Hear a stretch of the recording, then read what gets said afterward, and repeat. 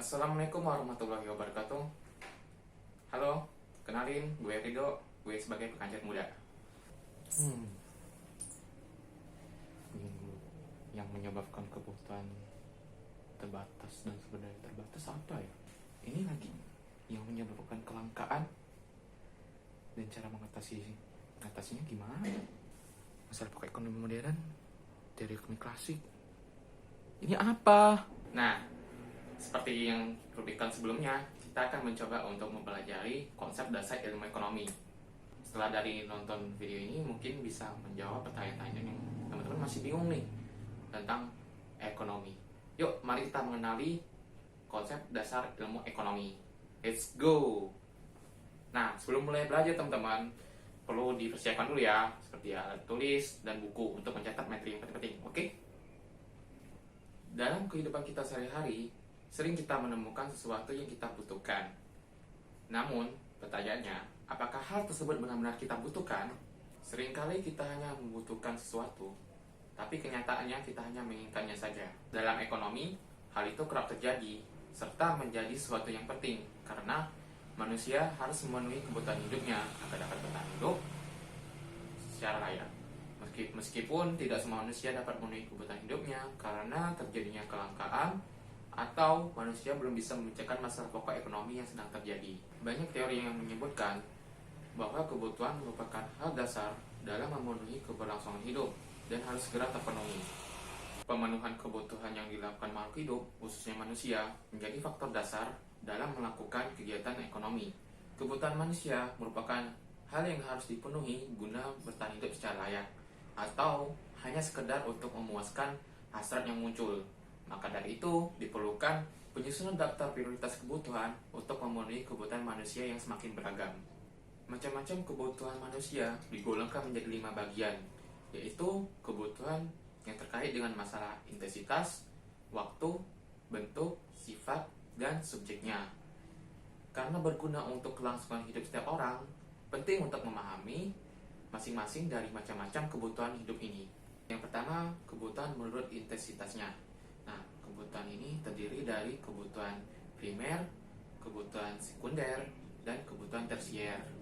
Pembagian-pembagian kebutuhan ini ditentukan oleh kondisi dari masing-masing setiap orang pada satu wilayah.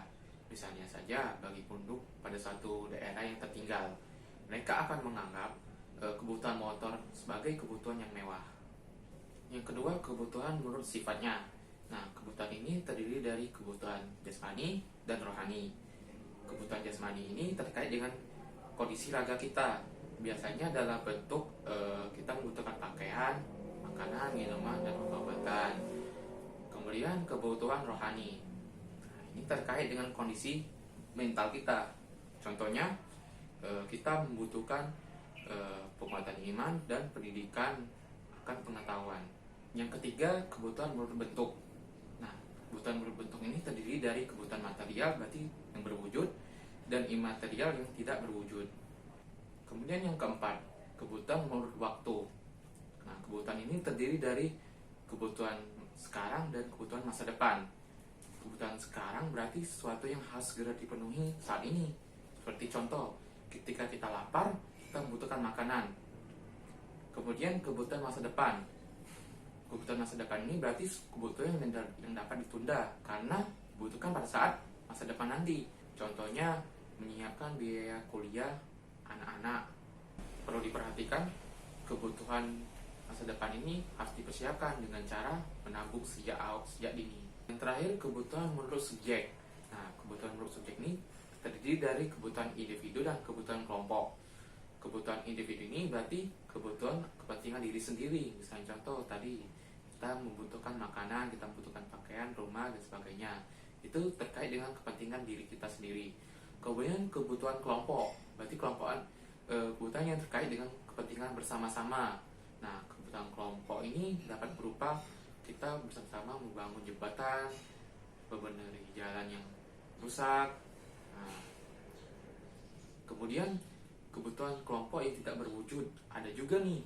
Nah, biasanya kebutuhan ini dalam bentuk menjaga ketertiban lingkungan sekitar, menjaga kebersihan, dan lain sebagainya. Selanjutnya kita akan membahas terkait dengan kelangkaan. Nah, kelangkaan ini adalah kesenjangan antara kebutuhan manusia yang terbatas dan alat pemuas kebutuhan yang terbatas. Kelangkaan juga dapat diartikan sebagai jumlah barang atau jasa yang diminta melebihi jumlah barang atau jasa yang ditawarkan. Dari kondisi kelangkaan ini mengakibatkan kita akan menjadi sulit itu memperoleh barang atau jasa yang kita inginkan karena harga barang atau jasa yang kita butuhkan tadi itu menjadi mahal. Adapun faktor-faktor yang menyebabkan kelangkaan ini bisa terjadi teman-teman. Antara lain, kondisi atau keadaan geografis setiap wilayah yang tidak sama, pertumbuhan ekonomi yang lambat, keterbatasan kemampuan produsen dalam memproduksi barang untuk memenuhi kebutuhan yang dibutuhkan oleh masyarakat, kemudian perbedaan ilmu pengetahuan dan teknologi, serta terjadinya bencana alam. Nah, setelah kita memahami masalah kelangkaan yang terjadi, kita sebagai manusia harus berupaya untuk mengatasi masalah tersebut dengan cara yang pertama, kita harus menanamkan pola hidup hemat dan sederhana. Yang kedua, kita harus menggunakan energi secara bijak. Yang ketiga, kita harus membuat daftar prioritas kebutuhan, apa yang penting dan apa yang harus ditunda. Kemudian yang keempat, kita harus menunjukkan energi alternatif guna untuk menjaga keberlangsungan energi tersebut. Misalnya contoh nih, dari energi fosil seperti bensin kita menggunakan energi listrik. Nah, itu kan lebih ramah lingkungan. Dan yang kelima, terakhir, kita harus mengolah keuangan kita secara efisien. Nah, ini harus sebanding nih antara pendapatan harus kalau bisa lebih sebanding dengan pengeluaran kita, atau mungkin pengeluaran kita lebih kecil lagi. Nah, dan kita juga dapat meniru seperti pemikiran orang kreatif. Nah, itu penting menumbuhkan rasa kreatif dalam diri sendiri, karena orang kreatif itu mereka dapat melihat peluang, pilihan-pilihan tertentu yang kemudian jadikannya sebagai pemasukan untuk dirinya sendiri gitu. Kemudian kita membahas masalah pokok ekonomi modern. Nah, masalah pokok ekonomi ini berkaitan dengan teori ekonomi klasik dan teori ekonomi modern. Nah, teori ekonomi klasik ini dikembangkan oleh Adam Smith sekitar tahun 1870. Nah, si Adam Smith ini termasuk golongan ekonomi klasik, kaum ekonomi klasik. Nah, kaum ekonomi klasik ini menyatakan bahwa masalah ekonomi itu terdiri atas masalah produksi, distribusi, dan konsumsi. Dari teori ekonomi klasik, selanjutnya berkembanglah teori ekonomi modern ini, yang saat ini telah diperhatikan dalam kehidupan sehari-hari. Nah, untuk mengatasi perkembangan ilmu pengetahuan teknologi, manusia harus mampu menyelesaikan masalah ekonomi modern yang terjadi. Nah, hal ini dapat diklasifikasikan menjadi 3 bentuk dalam sebuah pertanyaan. Yang pertama, what, yang kedua, how, yang ketiga, for whom. What ini terkait dengan pertanyaan barang apa yang akan kita produksi. Selanjutnya, bagaimana barang akan diproduksi. Nah, pertanyaan how ini berkaitan dengan cara atau metode apa yang akan digunakan oleh produsen dalam memproduksi barang. Tujuannya untuk menghasilkan barang dan jasa yang berkualitas dalam jumlah tertentu secara efisien. Nah, penentuan metode produksi ini juga harus diselesaikan produsen sebelum proses produksi dilakukan. Selanjutnya, untuk siapa barang diproduksi? Nah, sebelum memproduksi barang, produsen perlu menentukan sasaran produknya. Untuk menentukan sasaran produknya, produsen dapat memerinci dengan pertanyaan for whom. Nah, hal yang pertama dilakukan produsen ini melakukan survei terlebih dahulu melakukan survei pasar untuk mengetahui karakteristik pasar yang akan dia tuju.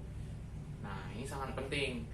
Jangan sampai kita memproduksi barang itu justru tidak sesuai apa yang dibutuhkan oleh masyarakat.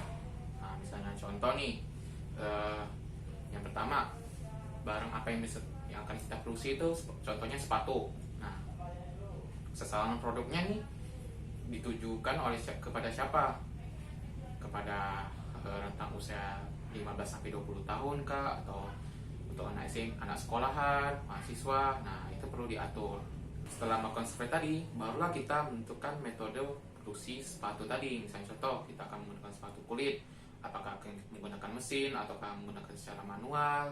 Nah, itu nanti akan masuk ke pembahasan berikutnya. Nah, sekian dari pembahasan tentang konsep dasar ilmu ekonomi pada video kali ini. Apabila terdapat kekurangan maupun saran kalian juga, karena itu akan berguna untuk video kedepannya agar lebih baik lagi. Oke?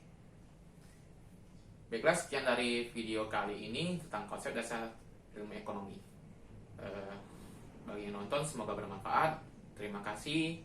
Wassalamualaikum warahmatullahi wabarakatuh.